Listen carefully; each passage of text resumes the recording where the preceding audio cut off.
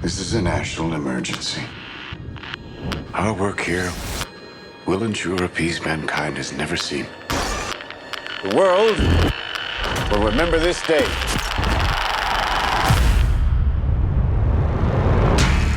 This is arguably the most important story of our time. The stakes really couldn't be any higher. It's profound, but it's told in a very human way. Everything Chris Nolan has done has been a prelude to this. This is not a film, this is an experience. It is a heart-in-your-mouth thriller. I've been interested in Oppenheimer's story for a long time. At some point, I learned this key piece of information that in the lead up to the Trinity test, they were dealing with the very small possibility that when they pushed that button, they would set fire to the atmosphere of the Earth and destroy the entire planet. And yet, they pushed that button.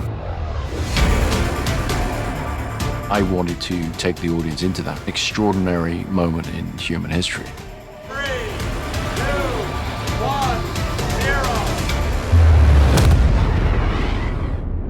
All America's industrial might and scientific innovation connected here. A secret laboratory. Cillian playing Oppenheimer was the centerpiece of the film, but I knew that he was going to need the most extraordinary ensemble around him. Let's go recruit some scientists. The people involved in the Manhattan Project were charismatic individuals. They're very talented. The world that Oppenheimer inhabits is filled with rock star scientists. And I think because we have all these fantastic actors, you really buy that. It felt like I was playing sports with some of the best athletes. Every single person has come to set knowing that they have been hired because somewhere along the line, Chris thought that you did a good job. And this goes for crew as well.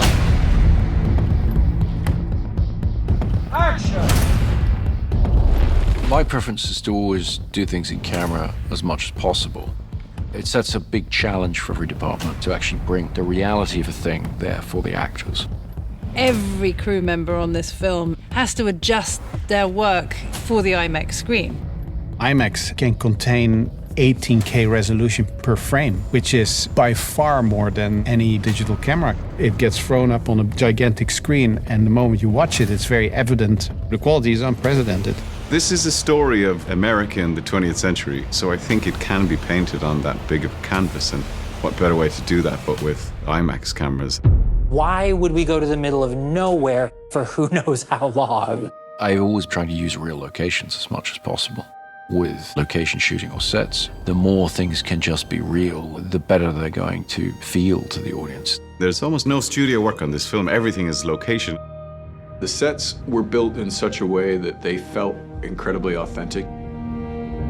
We built our Los Alamos at Ghost Ranch, New Mexico, which is along the same mountain range that Los Alamos proper sits on.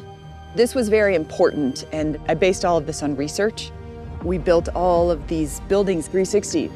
We want it to feel like you are right there, you are in this is happening, this is real. This isn't a backlot. It's just the most transporting thing, you know, when you're there and it just looks exactly like Los Alamos 1940s must have looked, and you know that no detail has been overlooked.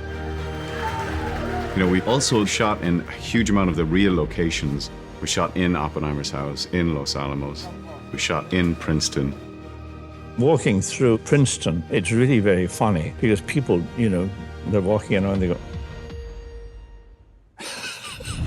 Shooting those scenes, playing the characters who really had versions of these events happen there, you just get a real charge out of it, you know?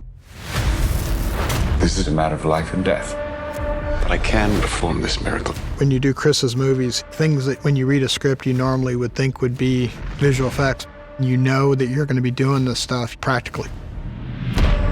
They had to film the world of quantum physics. Their whole unit was one big science project. I was daily very jealous. It's kind of back to the old days.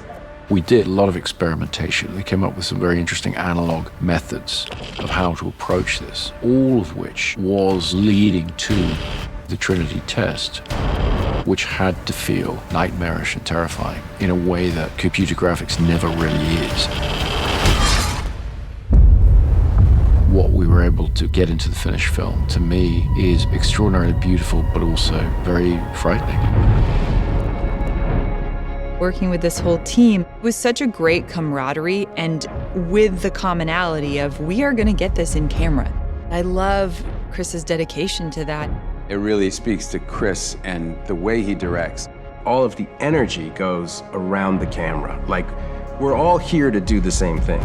Chris makes films for theaters, for movie-going audiences.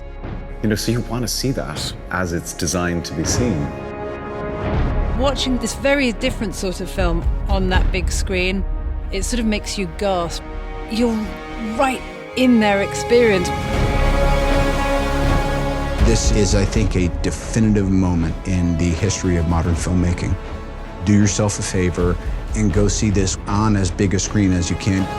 With the sound design and the score and the emotionality of it, this is an unforgettable, unmissable experience in a theater.